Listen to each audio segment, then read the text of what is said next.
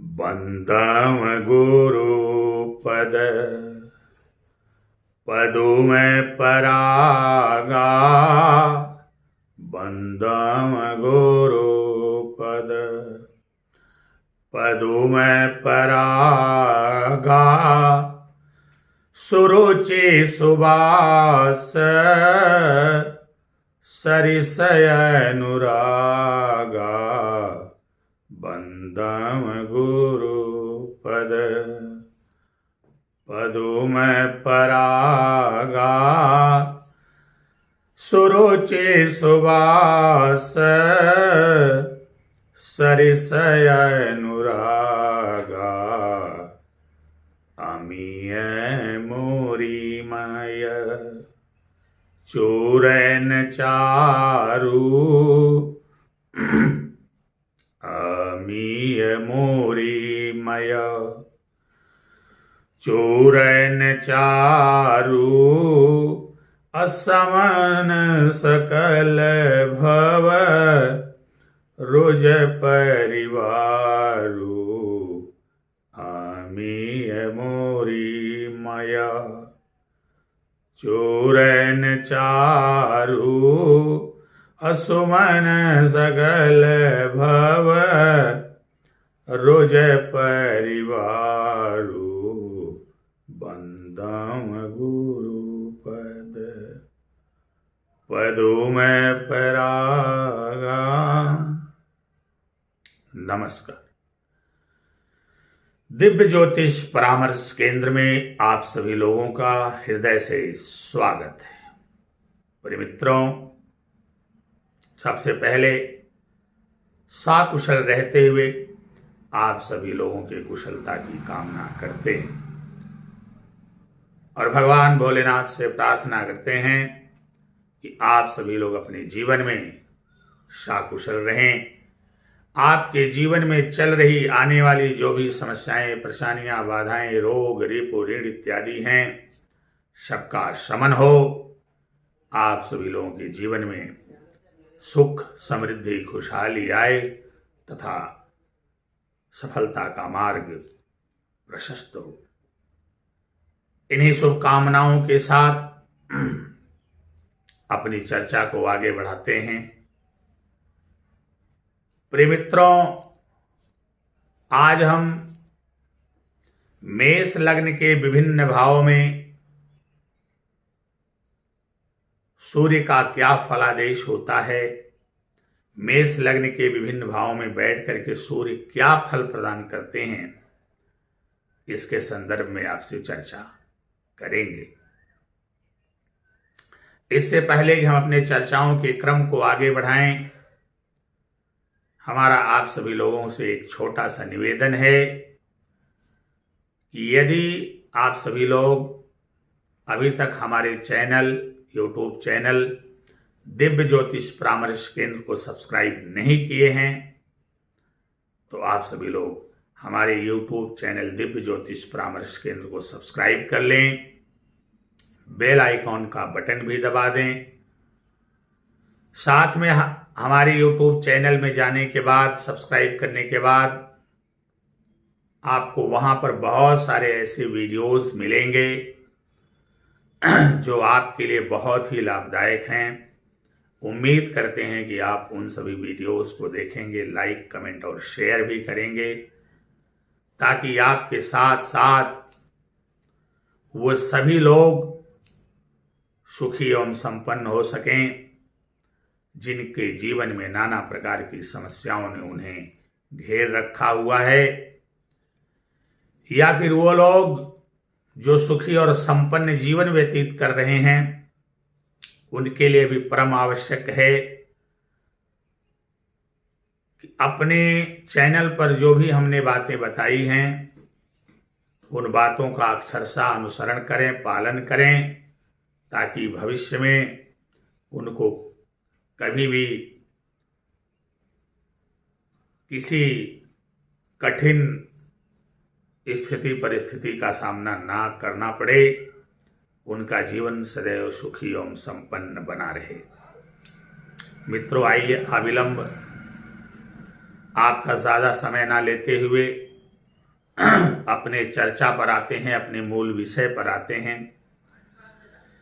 जैसा कि हमने प्रारंभ में ही कहा कि आज हम मेष लग्न के विभिन्न भावों में सूर्य के फलादेश का वर्णन करेंगे, सूर्य के फलादेश पर चर्चा करेंगे कि मेष लग्न के विभिन्न भावों में सूर्य कैसा फल प्रदान करते हैं। प्रिय मित्रों, इससे पहले कि हम अपनी चर्चा को विस्तार प्रदान करें, हमारे और आपके लिए जान लेना परम आवश्यक है कि मेष लग्न किसे कहते हैं। प्रिय मित्रों, जब हम किसी कुंडली का निर्माण करते हैं, किसी चार्ट का निर्माण करते हैं, तो उसमें कुल 12 खाने बनाए जाते हैं और 12 खानों में नवग्रहों को व्यवस्थित किया जाता है, उनकी व्यवस्था होती है और फिर उन्हीं के आधार पर ज्योतिषीय गणनाएं की जाती हैं। तो जैसे ही हम कोई चार्ट बनाते हैं जन्म कुंडली का,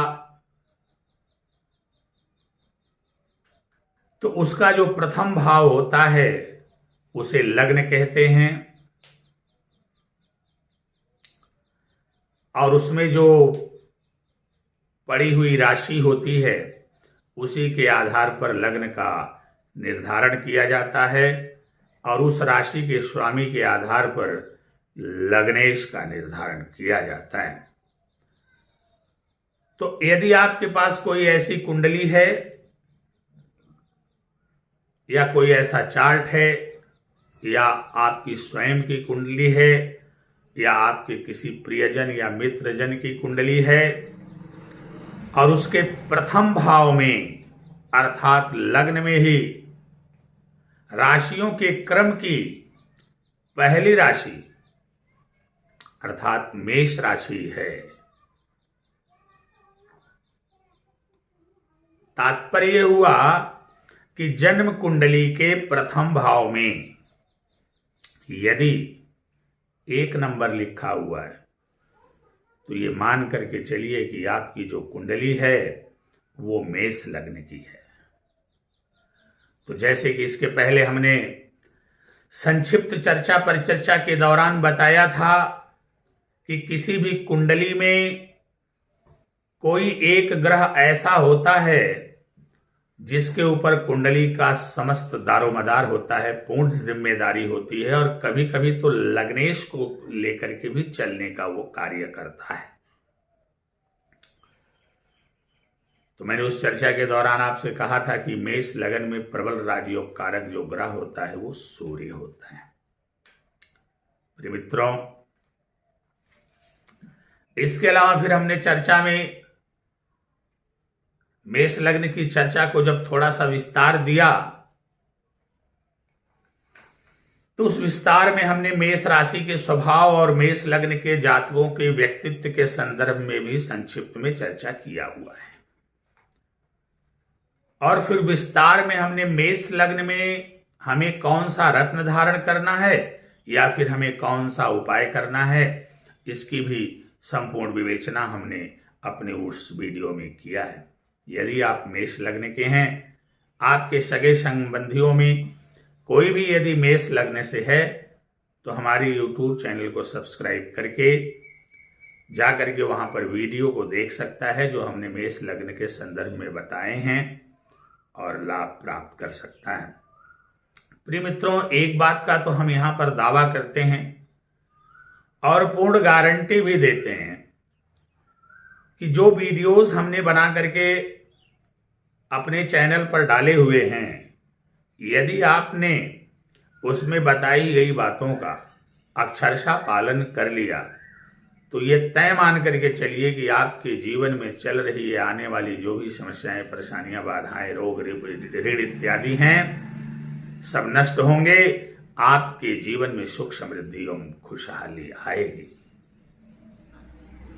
आशा करते हैं कि आप सभी लोग हमारे चैनल को सब्सक्राइब करेंगे, बेल आइकॉन का बटन भी अवश्य दबाएंगे। आइए अपने मूल विषय पर वापस आते हैं। आज हम चर्चा करने वाले हैं मेष लग्न के विभिन्न भावों में यानी 12 भावों में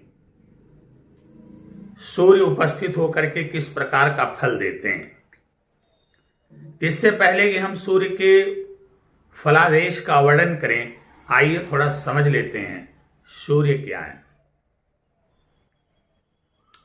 सूर्य राजा है, सूर्य शासक है, सूर्य तेज है, सूर्य प्रकाश है, सूर्य ओज है, सूर्य आत्मा है, सूर्य आपका अभिमान और स्वाभिमान भी है, सूर्य आपके गर्व हैं, सूर्य आपके पिता हैं, सूर्य आपके पिता तुल्य व्यक्ति हैं, सूर्य आपके बड़े भाई भी हैं। कभी कभी बड़े भाई की स्थिति को भी सूर्य से ही देखा जाता है। सूर्य आपकी गरिमा है, समाज में पद मान प्रतिष्ठा ये सूर्य हैं।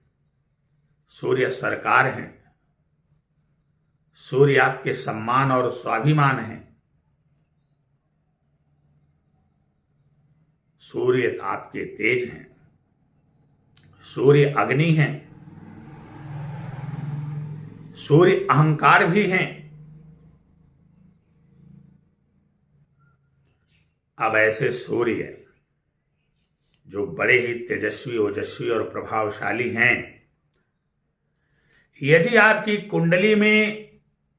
कुंडली के विभिन्न भावों में बैठते हैं तो किस प्रकार का फलादेश होगा, उसी की चर्चा आज आपके बीच हम करने जा रहे हैं।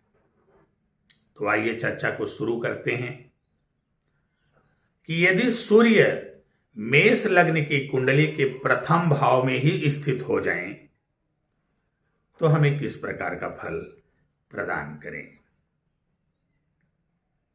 आप जानते हैं कि सूर्य मेष राशि में उच्च के हो जाते हैं और कोई भी ग्रह अपनी उच्च राशि में बैठ करके बहुत अच्छा फल प्रदान करता है। अब सूर्य अगर मेष लग्न के प्रथम भाव में बैठे हुए हैं, यानी लग्न में ही विराजमान है, तो यहां पर ये उच्च के हो गए। और जैसे ही सूर्य मेष लग्न के प्रथम भाव में विराजमान हो जाते हैं,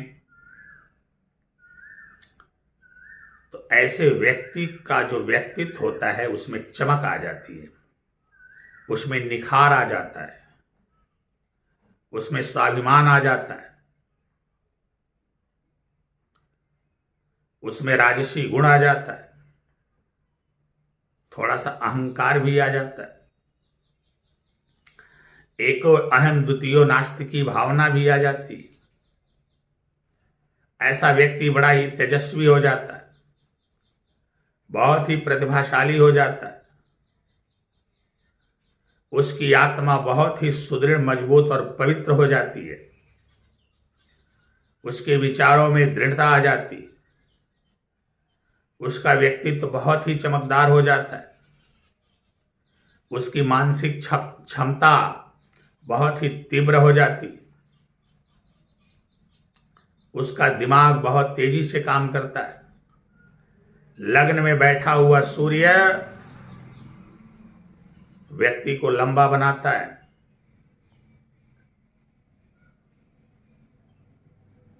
उसे सम्मान की प्राप्ति करवाता है, उसके व्यक्तित्व में निखार लाता है, व्यक्तित्व में ओज लाता है, व्यक्तित्व में तेज लाता है, व्यक्ति को परम बुद्धिमान बनाता है।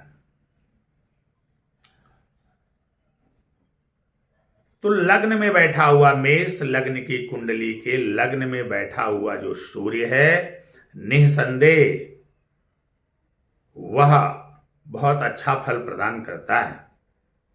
तो यदि आप मेष लग्न के हैं और आपके प्रथम भाव में सूर्य है, तो यह मान करके चलिए कि आप बहुत ही तेजस्वी, प्रभावशाली व्यक्ति होंगे, राज्यमान्य व्यक्ति होंगे, समाज में आपको पद मान प्रतिष्ठा मिलेगी, आप समाज के लीडर होंगे, समाज के नेतृत्वकर्ता होंगे, आपकी आत्मा काफी बलवान होगी, आपके अंदर स्वाभिमान होगा, खुददारी होगी, आपके अंदर कर्मठता होगा।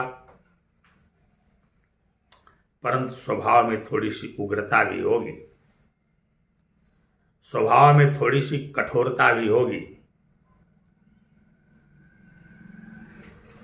सबसे बड़ी बात कि सूर्य मेष लग्न की कुंडली में पंचम भाव के स्वामी होते हैं और पंचम भाव ज्ञान का होता है। तो जब ज्ञान भाव का स्वामी लग्न में बैठेगा तो ये सिद्ध करता है कि आप जन्मजात गॉड गिफ्टेड ज्ञान लेकर के आए हुए हैं। आप बड़े ज्ञानी पुरुष होंगे, बड़े ही योग्य व्यक्ति होंगे। परंतु लग्न में बैठे हुए सूर्य की जो सप्तम दृष्टि है वो 7वें घर पर पड़ेगी और मेष लग्न के 7वें घर में तुला राशि होती है, जिस राशि में सूर्य नीच के हो जाते हैं।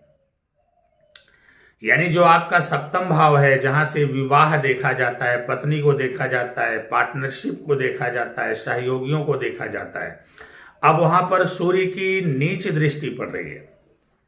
अब जिसके कारण थोड़ी सी विसंगतियों का भी सामना करना पड़ सकता है।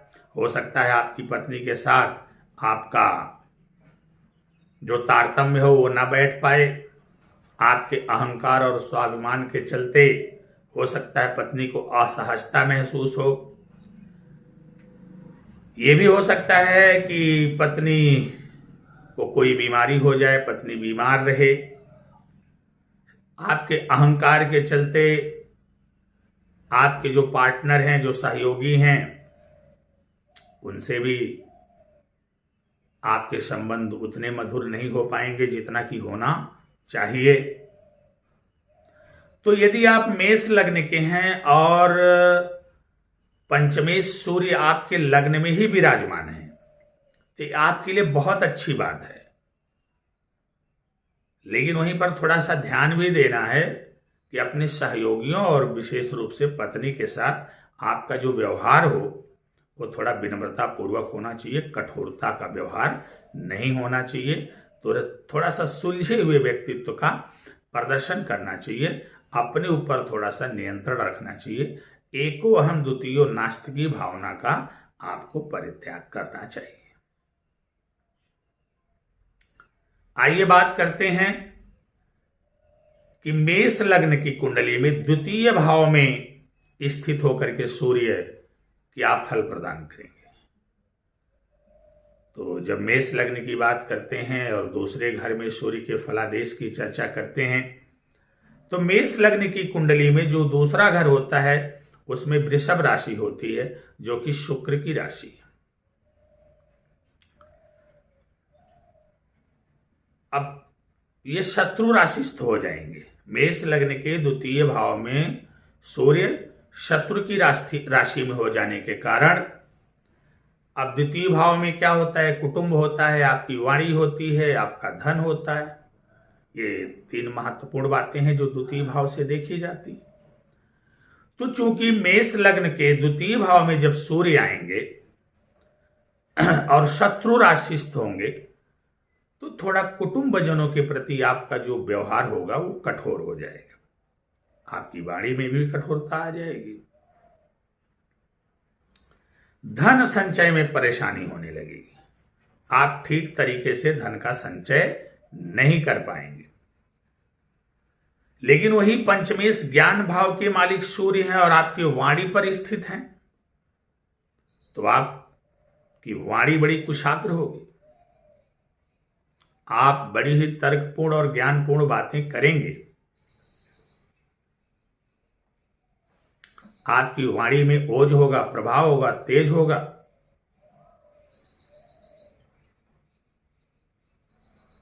परंतु शत्रु राशिस्थ होने के कारण जैसा कि मैंने बताया कुछ कठिनाइयों का भी सामना करना पड़ेगा। धन संचय में कठिनाइयां आएंगी, परिवार के साथ तारतम्य नहीं बन पाएगा। तो आपको इन सारी बातों का ध्यान रखना है कि सूर्य वहां पर शत्रु राशि, हाँ अगर वहां पर उनकी शुक्र के साथ तात्कालिक मैत्री हो जाती है तो ये आपको देखना पड़ेगा। तात्कालिक मैत्री की अवस्था में होंगे तो अच्छे फल प्रदान करेंगे।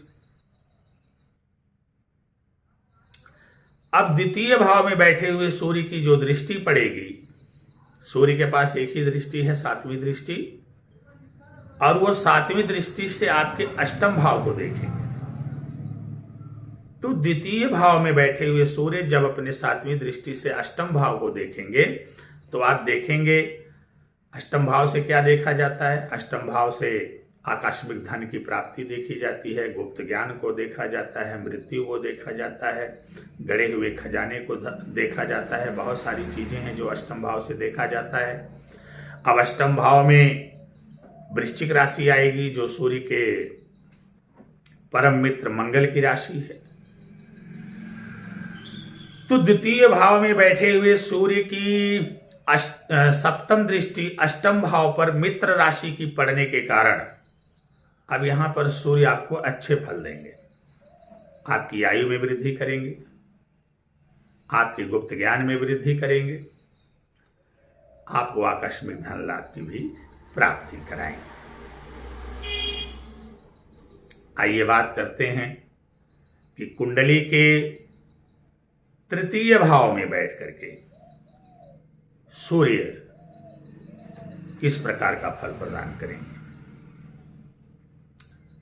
तो मेष लग्न की कुंडली में जब सूर्य तृतीय भाव में जाते हैं तो तीसरे भाव में मिथुन राशि पाई जाती है, जो सूर्य के मित्र ग्रह बुध की राशि है। अब सूर्य जब मिथुन राशि में होंगे तृतीय भाव में तो आपके पराक्रम में वृद्धि करेंगे, आपके साहस में वृद्धि करेंगे। आप अपने पराक्रम के बलबूते दुनिया में बहुत बड़ी सफलता अर्जित करेंगे। भाई बहनों के साथ आपके रिलेशन को भी अच्छा करेंगे क्योंकि यहां पर मित्र राशिस्थ हैं। लेकिन जैसा कि सूर्य के स्वभाव में ही है एको अहम द्वितीयो नास्ति, या थोड़ा सा अहंकार, थोड़ा सा राजसी गुण, ये जो है ना, इस पर थोड़ा सा आपको नियंत्रण करना पड़ेगा। क्योंकि अगर आप एको अहम द्वितीयो नास्ति की भावना से ग्रस्त होंगे, थोड़ा सा अहंकार से ग्रस्त रहे होंगे, तो हो सकता है कि भाई बहन से थोड़ा कम पटे, या मित्रों से भी आपके वैचारिक मतभेद बन जाएं, लोग आपको घमंडी और अहंकारी समझने लगें। तो इस बात को थोड़ा सा ध्यान रखना होगा। तृतीय भाव में बैठे हुए सूर्य अच्छे फल आपको प्रदान करेंगे, भाई बहनों का सुख दिलवाएंगे, आपके पराक्रम में वृद्धि करेंगे। पराक्रम के बलबूते आप दुनिया में बहुत आगे जाएंगे। लेकिन यहाँ पर थोड़ा सा आपको ध्यान रखना है कि आपको कटु वचन प्रयोग करने से बचना होगा, अहंकार का परित्याग करना होगा और अपने व्यक्तित्व में थोड़ा सा सदाचार और विनम्रता का समावेश करना पड़ेगा। अब यहां पर बैठे हुए गुरु की जो 7वीं दृष्टि है वो 9वें भाव पर पड़ेगी। अब 9वां भाव क्या होता है? 9वां भाव आपके भाग्य का है, आपके सत्कर्म का है, आपके धर्म का है। पिता को भी देखा जाता है 9वें भाव से। और 9वें भाव में सूर्य के मित्र गुरु की राशि है, तो अब उनकी मित्र दृष्टि 9वें भाव भाग्य भाव पर पड़ेगी। तो 3rd हाउस में बैठे हुए सूर्य अधिकांश अच्छा फल ही प्रदान करेंगे। अब ये करेंगे क्या? मित्र दृष्टि पड़ने के कारण 9वें भाव पर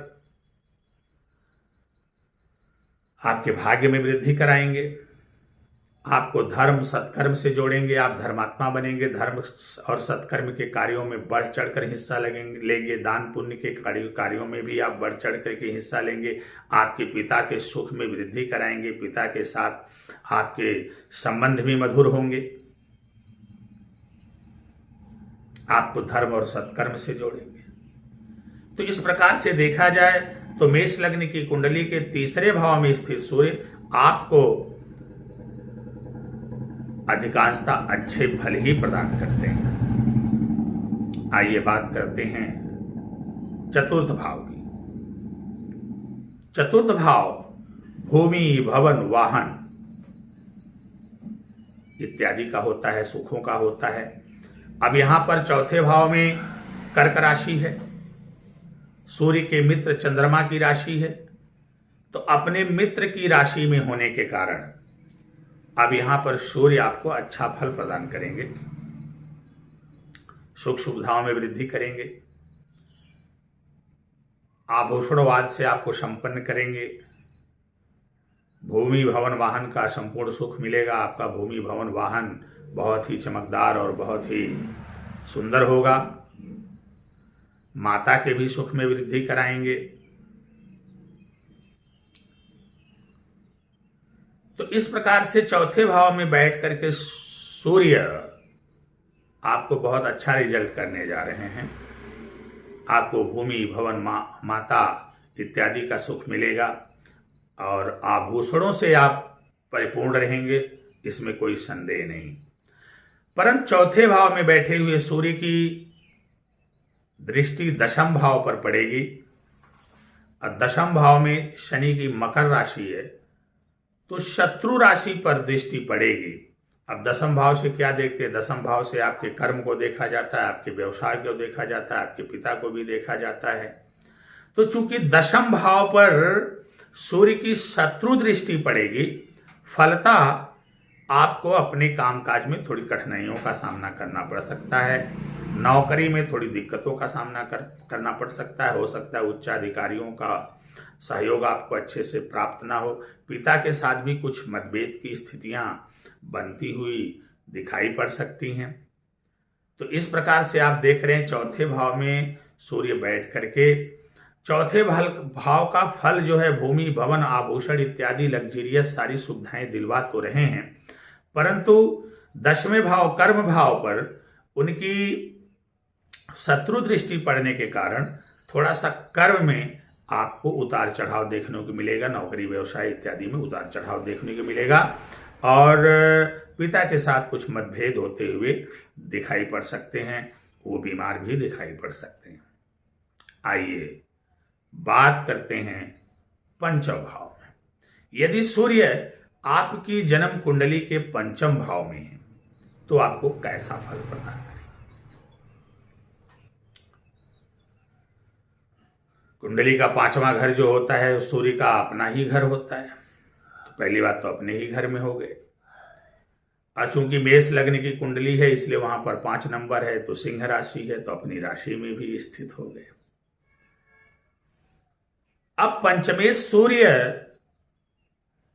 आपकी कुंडली के प्रबल राजयोग कारक ग्रह होकर के पंचम भाव में ही विराजमान है, तो ये तो आपके लिए बहुत अच्छी बात हो गई, बहुत ऊंची बात हो गई, बहुत बड़ी बात हो गई और बहुत खुशी की भी बात हो गई कि पंचमेश सूर्य स्वयं आपके ज्ञान भाव में, ज्ञानेश सूर्य स्वयं आपके ज्ञान भाव में विराजमान है। अब ये आपके ज्ञान में वृद्धि कराएंगे, आपको उच्च शिक्षा प्रदान करेंगे, संतान का सुख भी दिलवाएंगे, संतान आपके सन्मार्ग के मार्ग पर अग्रसर आगे जाएंगे। पंचम भाव में बैठे हुए सूर्य आपको ज्ञानी बना रहे हैं, संततिवान बनवा रहे हैं, संतति को सन्मार्ग पर लेकर के जा रहे हैं। लेकिन जैसा कि स्वभाव है सूर्य का कि थोड़ा सा अहंकार भी देते हैं, तो पंचम भाव में बैठे हुए सूर्य हो सकता है कि आपको अपने ज्ञान को लेकर के थोड़ा सा अहंकार भी पैदा कर दें। सूर्य चूंकि एक तेजवान अग्निग्रह है, तो हो सकता है संतानों के प्रति आपका जो रवैया हो, जो रुख हो, वो थोड़ा सा अड़ियल हो, थोड़ा सा कठोर हो। तो आपको इन बातों का विशेष ध्यान रखना होगा, अन्यथा सूर्य पंचम भाव में बैठ करके आपको परम ज्ञानी, संतत सुखों से भरपूर बनाने का प्रयास करते हैं। अब पंचम भाव में बैठे हुए सूर्य की जो दृष्टि पड़ेगी वो आपके लाभ भाव पर पड़ेगी। अब लाभ भाव पर जब सूर्य की दृष्टि पड़ेगी तो लाभ भाव में शनि की राशि पड़ती है, कुंभ राशि। चूंकि शनि और सूर्य में नैसर्गिक शत्रुता है, तो चूंकि लाभ भाव में शत्रु राशि है तो हो सकता है आपको लाभ में कुछ उतार चढ़ाव देखने को मिले। लाभ स्थान से बड़े भाई को देखा जा सकता, हो सकता है आपका बड़े भाई के साथ जो व्यवहार है, जो सामंजस्य है, वो ठीक ना बैठ पाए। लाभ स्थान से, ग्रहमय स्थान से आपके पिता के पिता को भी देखा जा सकता है, तो हो सकता है उनके स्वास्थ्य में आपको कमी दिखाई देने को मिले। अब यहां पर आपको तात्कालिक मैत्री को देखना पड़ेगा। अगर सूर्य शनि के साथ तात्कालिक मैत्री में हैं तो आपको अच्छा धन लाभ कराएंगे, आपकी आमदनी में वृद्धि होगी, आय के नए नए साधन, अच्छे साधन प्राप्त होंगे। बड़े भाई के साथ जो आपका बर्ताव है वो भी अच्छा होगा, लेकिन ये तब संभव है जब सूर्य शनि के साथ तात्कालिक मैत्री में हो। अब आइए बात करते हैं मेष लग्न की कुंडली में यदि सूर्य छठवें भाव में विराजमान है तो क्या करेंगे।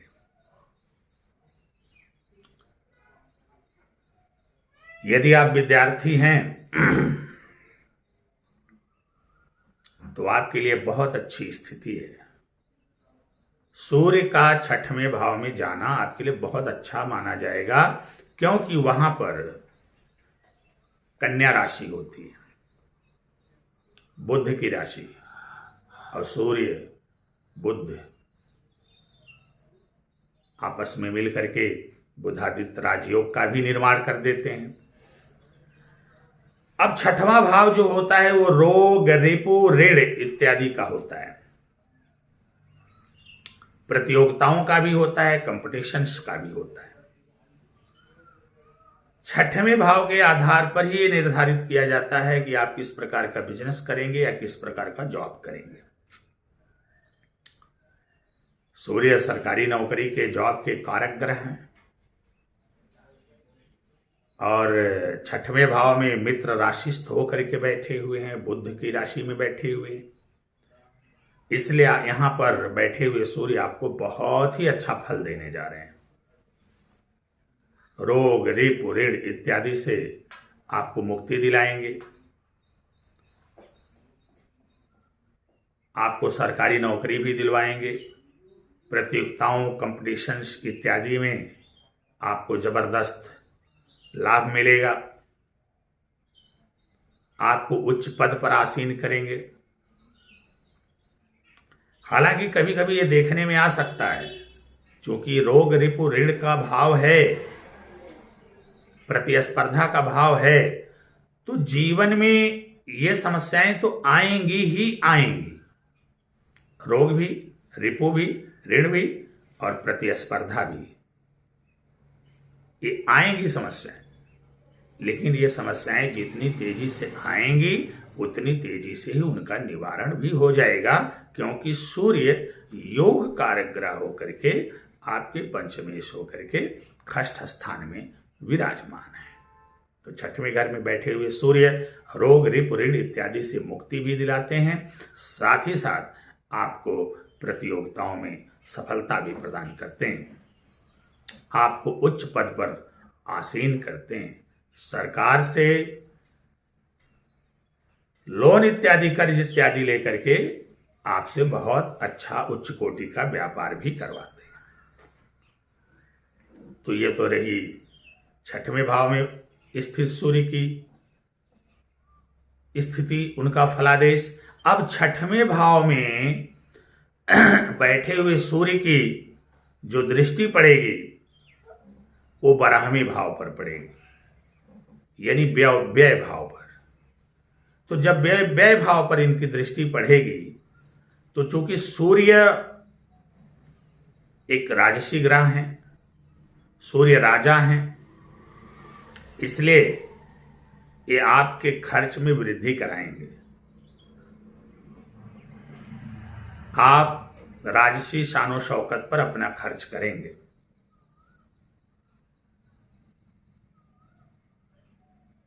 लेकिन वहीं आपको मुकदमेबाजी या किसी भी प्रकार के पुलिस के झंझट इत्यादि से आपको मुक्ति भी दिलाने का कार्य सूर्य करेंगे, क्योंकि वहां पर उनकी जो दृष्टि पड़ रही है वो मित्र राशि में दृष्टि पड़ रही है, वहां पर गुरु की मीन राशि पड़ती है। कुल मिला जुला के संक्षेप में देखा जाए तो छठवें घर में बैठे हुए सूर्य आपको बहुत अच्छा फल देने जा रहे हैं। एक तरफ छठवें घर में जहां बैठ करके जहां रोग ऋण से मुक्त करते हुए प्रतियोगी परीक्षाओं में आपको सफलता प्रदान करके आपको उच्च पदाधिकारी बना रहे हैं, वहीं दूसरी तरफ 12वें भाव पर दृष्टि डाल करके आप से व्यय तो करवाएंगे, इसमें कोई संदेह नहीं, लेकिन अच्छे कार्यों में आप अपनी शानो शौकत राशि ठाट बाट पर ही व्यय करेंगे। आइए बात करते हैं 7वें घर। यदि सूर्य 7वें घर में है तो क्या फल प्रदान करें। 7वें घर में सूर्य का होना ठीक नहीं होता, और 7वें घर में ही होना ठीक नहीं होता, ऊपर से वहां पर उनकी नीच राशि तुला राशि है, तो 7वें घर में बैठ करके सूर्य नीच के हो गए। अब जब 7वें घर में बैठ करके सूर्य नीच के हो गए तो अब आप 7वें घर से क्या देखा जाता है उसका विचार कर लीजिए। मुख्य रूप से वहां पे पार्टनरशिप को देखा जाता है, चाहे वो बिजनेस पार्टनर हो, चाहे आपके लाइफ पार्टनर आपकी पत्नी हो। अब इनके साथ आपके जो संबंध हैं वो मधुर नहीं रह पाएंगे, इनके साथ आपको दिक्कतों का सामना करना पड़ेगा। पत्नी के साथ अनबन बनेगी, अपने पार्टनर बिजनेस पार्टनर के साथ भी आपके मतभेद रहेंगे। पत्नी का स्वास्थ्य भी खराब हो सकता है। आप बात बात पर अपने पत्नी के ऊपर चिढ़ सकते हैं, आप अपने व्यावसायिक पार्टनर के ऊपर भड़क सकते हैं, क्योंकि सूर्य अहंकार देते हैं। मैं बार बार एक बात को कह रहा हूं कि सूर्य अहंकार देते हैं, एको अहम द्वितीयो नास्ति की भावना पैदा करते हैं, और ये दोनों चीजें कम से कम जहां तक मेरी समझ में आता पार्टनरशिप में नहीं चलती। अहंकार का परित्याग करके ही पार्टनरशिप चलाई जा सकती है, अब वो चाहे बिजनेस पार्टनर हो चाहे लाइफ पार्टनर हो। तो यहां पर बैठे हुए सूर्य आपकी पत्नी के स्वास्थ्य को खराब करेंगे, आपकी पत्नी के साथ आपके सामंजस्य को बैठने नहीं देंगे, आपके वैवाहिक जीवन को डिस्टर्ब करेंगे, आपके व्यावसायिक पार्टनर के साथ आपके मतभेद भी हो सकते हैं, ये सारी। परंतु यहां पर बैठे हुए सूर्य की जो सप्तम दृष्टि है वो आपके लग्न पर पड़ेगी और उच्च की दृष्टि पड़ेगी। फलता आप बड़े ही तेजस्वी होंगे, बड़े ही ओजस्वी होंगे, आपके चेहरे पर चमक होगी, पर्सनालिटी में व्यक्तित्व में आकर्षण होगा, आप बड़े ही बुद्धिमान होंगे, थोड़े से अहंकारी भी होंगे, स्वाभिमानी होंगे, कर्तव्यनिष्ठ होंगे, आप लंबे होंगे, ये सारी चीजें रहेंगी। यानी 7वें घर में बैठकर सूर्य जहां एक तरफ आपके पार्टनर के साथ आपकी स्थिति को खराब कर रहे हैं, वहीं दूसरी तरफ अपनी उच्च दृष्टि लग्न पर डाल करके आपके व्यक्तित्व को बहुत ही सुंदर और खूबसूरत बनाने का प्रयास कर रहे हैं। आइए बात करते हैं 8वें घर में सूर्य क्या फल देने वाले हैं। तो मेष लग्न की कुंडली में जब सूर्य अष्टम भाव में विराजमान होंगे तो अष्टम भाव में वृश्चिक राशि जो इनके मित्र मंगल की राशि है, तो अपने मित्र राशि में सूर्य बैठ करके आपकी आयु में वृद्धि करेंगे, आपको आकस्मिक लाभ कराएंगे। आपके पास बहुत सारे आश्चर्यचकित करने वाले गुप्त ज्ञान भी होंगे।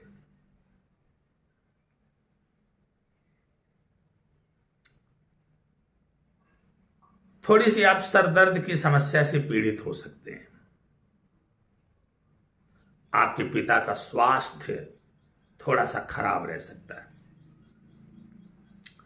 चूंकि मित्र राशिस्थ हैं, इसलिए मैंने थोड़ा सा शब्द का प्रयोग किया है। कुल मिला जुला के अष्टम भाव में बैठ करके सूर्य अपने मित्र की राशि में बैठ करके आपकी आयु में वृद्धि करने वाले हैं, आपको आकस्मिक धन लाभ कराने वाले हैं, साथ ही साथ आपको चमत्कृत करने वाले गुप्त ज्ञान भी देने वाले हैं। और यहां बैठे हुए सूर्य की जो सप्तम दृष्टि है वो आपके धन भाव द्वितीय भाव पर पड़ेगी। चूंकि वहां पर इनके शत्रु की राशि वृषभ राशि है, तो शत्रु दृष्टि पड़ेगी। इसके लिए हो सकता है धन संचय में आपको कठिनाई का सामना करना पड़े। परिवार के लोगों के प्रति हो सकता है आपका व्यवहार ठीक ना रहे, या पारिवारिक सदस्यों से हो सकता है आपका सामंजस्य अच्छा ना बन पाए। हो सकता है अपनी वाणी की कठोरता के चलते आप अपना नुकसान कर लें। वो धन का भी नुकसान हो सकता है, परिवार का भी नुकसान हो सकता है, कुटुंब का भी नुकसान हो सकता है। परंतु अगर शुक्र तात्कालिक मैत्री में होंगे तो अष्टम में बैठे हुए सूर्य धन की वृद्धि भी करवाएंगे, परिवार का सुख भी प्रदान करेंगे और आपकी वाणी काफी तेज और ओजपूर्ण हो जाएगी। आइए बात करते हैं नवम भाव की।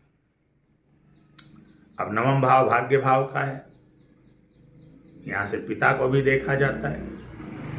नवम भाव में चूंकि मेष लग्न की कुंडली है तो धनु राशि, 9वें नंबर की राशि धनु राशि है, बृहस्पति की राशि है, बृहस्पति सूर्य की मित्रता है। तो यहां पर बैठे हुए सूर्य आपको परम भाग्यशाली बनाएंगे, आपको धर्म और सत्कर्म से जोड़ेंगे, आपके पिता के सुख में वृद्धि कराएंगे, आप धर्मात्मा समझे जाएंगे, आपको परम भाग्यशाली बनाएंगे, ईश्वर की अनुकंपा आपको प्राप्त होगी, आपको प्रत्येक कार्यों में सफलता देने वाले होंगे, आप तमाम प्रकार के आध्यात्मिक एवं भौतिक सुखों का सुखोपभोग करेंगे। और यहां पर बैठे हुए सूर्य की दृष्टि आपके तीसरे भाव यानी पराक्रम भाव पर पड़ेगी। वहां पर बुध की राशि है तो मित्र दृष्टि पड़ेगी सूर्य की, तो आपके पराक्रम में वृद्धि कराएंगे, भाई बहन के साथ आपके संबंधों को मधुर करेंगे, दोस्तों मित्रजनों प्रियजनों के साथ आपके संबंधों को मजबूत करेंगे।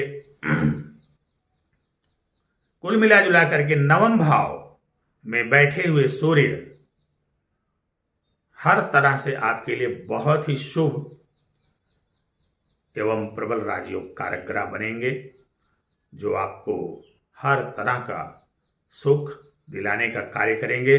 और आप अपने पराक्रम के बलबूते वह प्रत्येक चीजें हासिल करेंगे जो आपकी मनोकामनाएं होंगी, जो आपकी इच्छाएं होंगी। आइए बात करते हैं दशम भाव। यदि जन्म कुंडली के दशम भाव में सूर्य हैं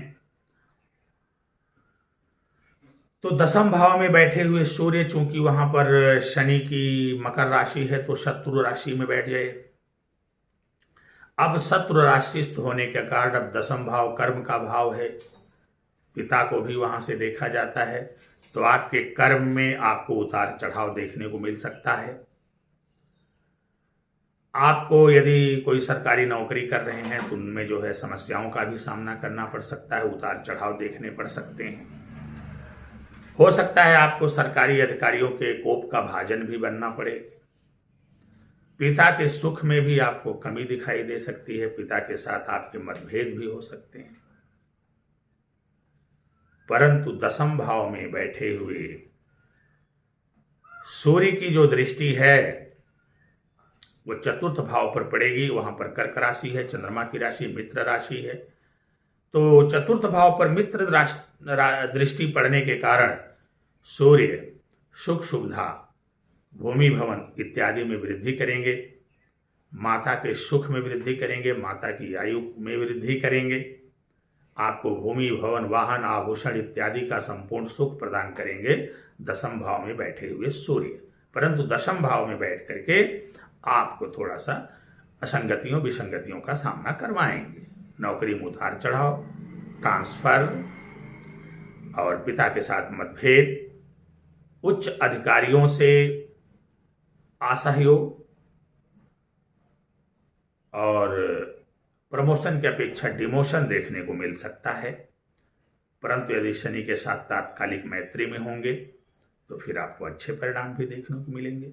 आइए बात करते हैं मेष लग्न की कुंडली में सूर्य 11वें भाव में है, तब वहां बैठ करके कैसा फल प्रदान करते हैं। मेष लग्न की कुंडली में सूर्य जब 11वें भाव में जाते हैं तो वहां शनि की राशि कुंभ राशि पड़ती है। शनि और सूर्य में शत्रुता है, तो निश्चित रूप से अपने शत्रु की राशि में बैठ करके यहाँ पर सूर्य आपको नुकसान प्रदान करेंगे। 9वां भाव लाभ स्थान होता है, आय का स्थान होता है, तो हो सकता है आपको अपने आय में उतार चढ़ाव देखने को मिले। हो सकता है आपको लाभ में जो निरंतरता है वो निरंतरता ना दिखाई दे, कभी लाभ हो तो कभी बहुत ज्यादा नुकसान भी हो सकता है। बड़े भाई के साथ आपके संबंध भी खराब हो सकते हैं, आपके दादा की तबीयत भी खराब हो सकती है, उनके साथ भी आपके मतभेद हो सकते हैं। तो 11वें भाव में बैठे हुए सूर्य, लाभ स्थान में बैठे हुए सूर्य चूंकि शत्रु राशिस्थ हैं, इसलिए लाभ में कमी, आय में उतार चढ़ाव, भाई के साथ बड़े भाई के साथ मतभेद, आपके दादा के साथ आपके मतभेद वहां पर दिखाई दे सकते हैं। परंतु यहां पर यदि शनि के साथ उनकी तात्कालिक मैत्री हो जाए तो अच्छा धन लाभ होगा, बड़े भाई का भी सुख प्राप्त होगा, आय के और भी साधन खुलेंगे, आय भी अच्छी होगी। अब यहां पर बैठे हुए सूर्य की जो सप्तम दृष्टि है वो आपके ज्ञान भाव पर पड़ेगी। तो लाभ स्थान 11वें घर में बैठे हुए सूर्य की सप्तम दृष्टि पंचम भाव ज्ञान भाव पर पड़ रही है और अपने ही राशि को देख रहे हैं, अपने घर अपनी ही राशि को देख रहे हैं। तो जब कोई भी ग्रह अपने ही घर अपनी ही राशि को देखेगा, जाहिर सी बात है उसका नुकसान तो करेगा नहीं, वृद्धि और विकास ही करेगा। तो आपके ज्ञान में वृद्धि होगी, आपको संतान सुख की प्राप्ति होगी, आपकी संतानें श्रेष्ठ होंगी, सन्मार्ग पर चलने वाली होंगी, पिता का सम्मान करने वाली होंगी, आपके ज्ञान में जबरदस्त वृद्धि दिखाई देगी, आपको उच्च कोटि का उत्कृष्ट ज्ञान होगा। बस एक बात मैं बार बार कहूंगा कि सूर्य प्रभावित व्यक्तियों को थोड़ा सा अहंकार का परित्याग करना होता है, थोड़ी सी कठोरता का परित्याग करना होता है, क्योंकि इनको क्रूर ग्रह की संज्ञा दी गई है। इसलिए थोड़ा सा आपको अविनम्र बनने का प्रयास करना चाहिए। इसके लिए आपको थोड़ा सा देव साधना और ईश्वर की भक्ति में अपने आप को लगा करके रखना चाहिए। आइए बात करते हैं जन्म कुंडली के व्यय भाव की, जहां से मोक्ष,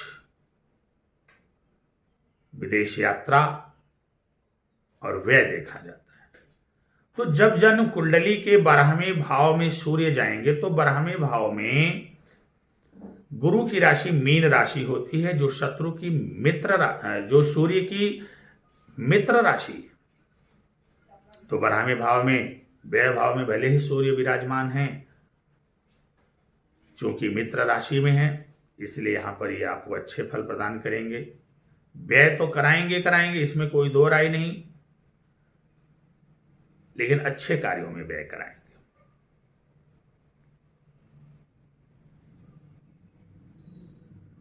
क्योंकि सूर्य आत्मा है, मोक्ष स्थान में बैठे हुए हैं, आप अच्छे कार्य करेंगे, पूजा पाठ दान पुण्य सत्कर्म इत्यादि करेंगे, तो आपके मोक्ष की भी व्यवस्था सूर्य वहां पर बनाने वाले हैं। गुरु की राशि में है। गुरु के शरण में रहिए, किसी अच्छे गुरु से मिलिए, उनसे रास्ता पूछिए और फिर अपने मोक्ष के मार्ग को प्रशस्त करिए। व्यय करवाएंगे परंतु अच्छे कार्यों में व्यय करवाएंगे। अब वहां पर बैठे हुए सूर्य की, अच्छा एक बात और बता दें, वहां पर बैठकर चूंकि मित्र राशि में बैठे हुए हैं, कोर्ट कचहरी केस के मामले तो आएंगे, लेकिन उनसे यूं ही आपको छुटकारा दिलवा देंगे सूर्य। इसके अलावा उनकी जो दृष्टि पड़ेगी वो 6वें भाव पर पड़ेगी, रोग रिपु ऋण पर पड़ेगी। तो आपको यहाँ 12वें घर में बैठे हुए सूर्य आपको शत्रुहंता बना देंगे। शत्रु होंगे तो जरूर, लेकिन वो आपका कुछ बिगाड़ नहीं पाएंगे। कोर्ट केस कचहरी इत्यादि के मामलों से आपको छुटकारा दिलवाएंगे। रोग रिपु ऋण इत्यादि के आपको छुटकारा दिलवाएंगे। तो यहां पर बैठे हुए सूर्य अच्छे फल ही प्रदान करेंगे चूंकि मित्र राशि में स्थित हैं। बस थोड़ी सी आपको सावधानियां बरतनी होंगी। जैसा कि कहा जाता है बार बार, 6वां 8वां 12वां जो घर होता है